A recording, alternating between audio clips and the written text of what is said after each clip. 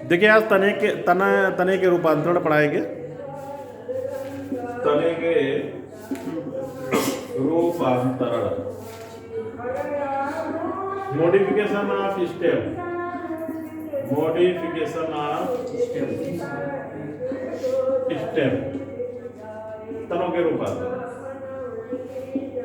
देखिए तनों के रूपांतरण मुख्य रूप से 3 प्रकार के होते हैं। एक भूमिगत, अर्धवायवीय और वायवीय। ठीक है, भूमिगत, अर्धवायवीय, और वायवीय, ये 3 प्रकार के तनों के रूपांतरण होते हैं। देखिए रूपांतरण के बारे में तो जानते ही हो, जड़ को रूपांतरण के बारे में हमने पूरा पढ़ाया, पत्ती के रूपांतरण पढ़ोगे और भी रूपांतरण पढ़ोगे बहुत ज़्यादा। रूपांतरण का मतलब ये होता है कि जैसे जो संरचना है उससे अलग हट करके उसका रूप बदल जाए। जैसे जड़ है तो जड़ जैसी ना दिखे, तना है तो तने जैसा ना दिखे।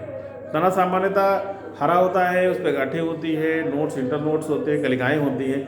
लेकिन जब तने का रूपांतरण हो जाता है तो तना ज़्यादातर बेलनाकार होता है, खटकोड़ी होता है, लंबा होता है। सामान्यतः तना ऐसा होता है, लेकिन जब रूपांतरण हो जाएगा तो तना गोल हो जाएगा, कलरलेस हो जाएगा, कलिकाएँ चमकेंगी नहीं, नोट्स इंटरनोट्स चमकेंगे नहीं। ये सब चीज़ें नहीं पता चलती हैं।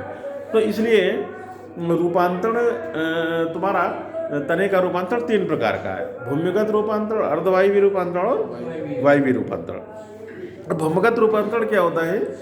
तने में जैसे तुम्हारा ये तना है, जैसे आलू है, आलू में ये जड़ होती है और आलू में जो नीचे का हिस्सा है, जो नीचे की कच्छस कलिका है, वहाँ से तना जमीन के भीतर जाता है और वो तना तुम्हारा आलू के रूप में परिवर्तित हो जाता है। तो ये चूंकि जमीन के भीतर जो रूपांतरण में तना जमीन के भीतर पाया जाता है उसे क्या कहते हैं? भूमिगत रूपांतरण कहते हैं। क्या कहते हैं? भूमिगत रूपांतरण कहते हैं। अर्धवायवीय रूपांतरण वो होता है कि जो ना तो जमीन के भीतर होता है और ना तो पूर्णतया हवा में होता है। जैसे दूब घास सबसे अच्छा उदाहरण है। दूब घास में क्या है कि ये तना है, जमीन पर रेंगता हुआ चलता है, यहाँ पर जड़ें निकल आई, यहाँ पर पत्ती निकल आई, और तो ये ना तो जमीन पर है ना तो वायु पर है, या ये भूमिगत भी नहीं है और वायवीय भी नहीं है, तो ये अर्धवायवीय हो जाता है। ये क्या हो जाता है? अर्धवायवीय। ऐसे वायवीय रूपांतरण क्या होता है कि जिसमें तना तुम्हारा जमीन के ऊपर ये होता है, जैसे ये है तो वायवीय रूपांतरण में तना जो है रूपांतरित हो, जैसे नागफनी का ही नागफनी में क्या तना पत्ती के रूप में रूपांतरित हो जाता है। ठीक है, तो ये जो है तना वायु में पाया जाता है। तो ऐसे रूपांतरण जिसमें तना हवा में होता है उसे क्या कहते हैं? वायवीय रूपांतरण कहते हैं। ऐसा रूपांतरण जिसमें तना ना तो हवा में होता है ना तो जमीन में होता है, जमीन पर रेंग करके चलता है, वो क्या होता है? अर्धवायवीय रूपांतरण होता है।